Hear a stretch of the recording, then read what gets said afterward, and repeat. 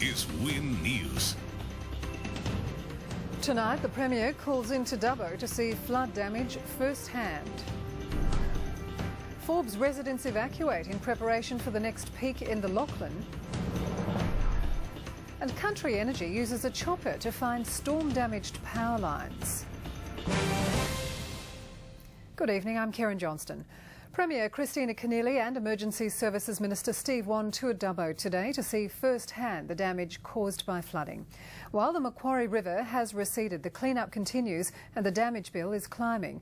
The Premier says her government will continue to work with the federal government to see what other assistance packages can be developed to help businesses and farmers recover.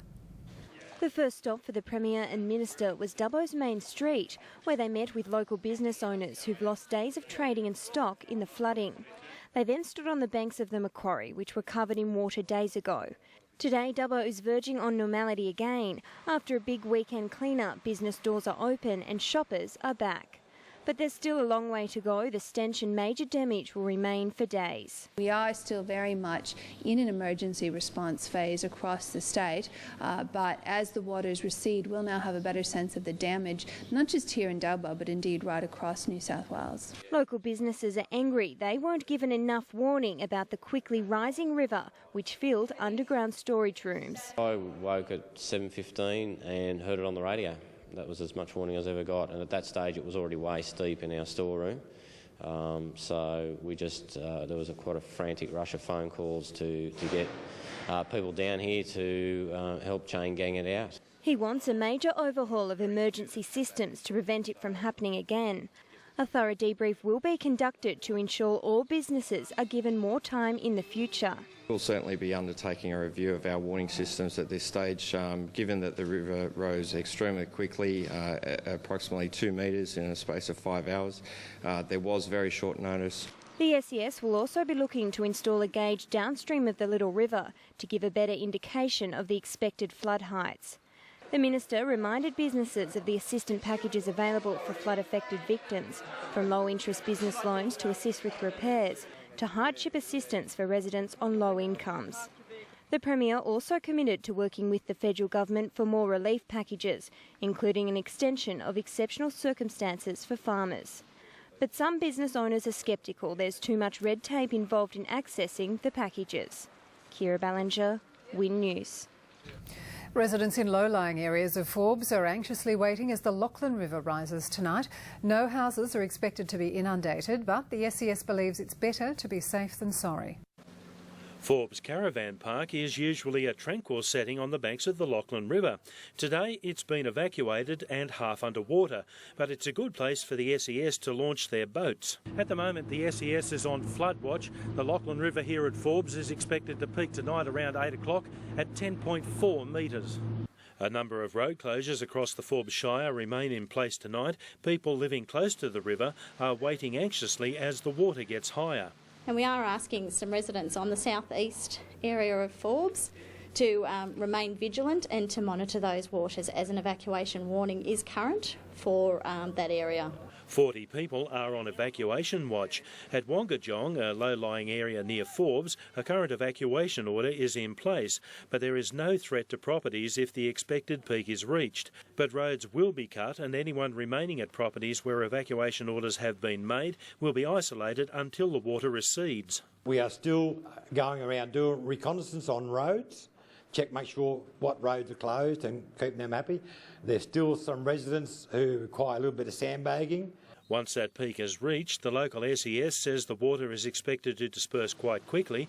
Properties are unlikely to be isolated for any great length of time. Despite all the warnings, some people are still taking stupid risks with rising floodwaters. Since the event started, we have conducted 21 rescues, which has involved people entering floodwater in a car, and that has required us to go in and rescue them. The water can be faster flowing and deeper, so we are asking people not to enter floodwaters as they can get themselves into trouble.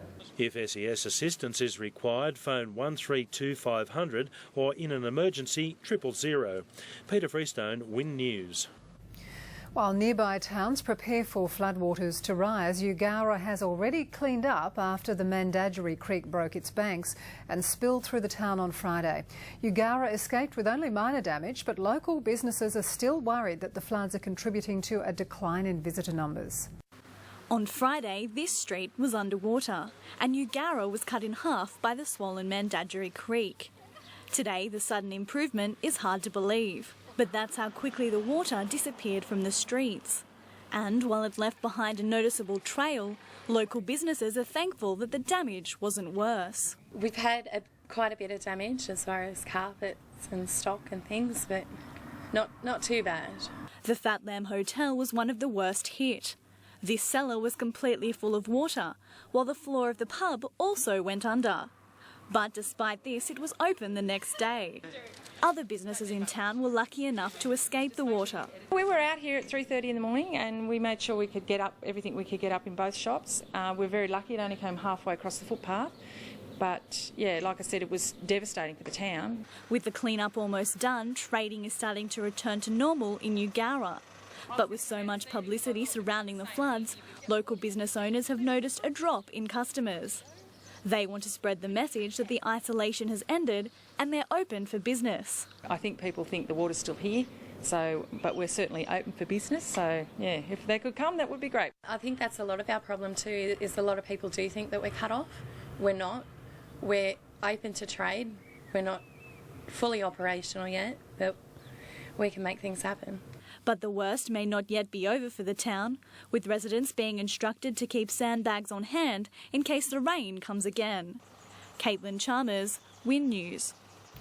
In a little-known aspect of the flood recovery effort, Country Energy is using helicopters to track down flood-damaged power lines in isolated areas. The chopper's being used to guide heavy machinery to the right area to get power restored as soon as possible.